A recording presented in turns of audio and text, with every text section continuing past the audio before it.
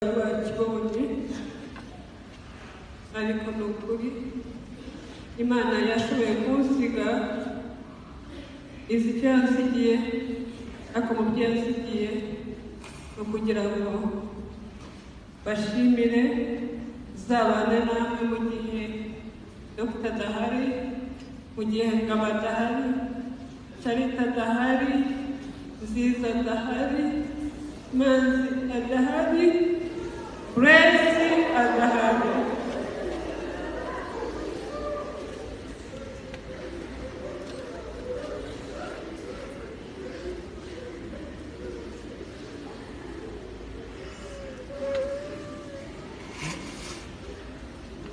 Unihanganire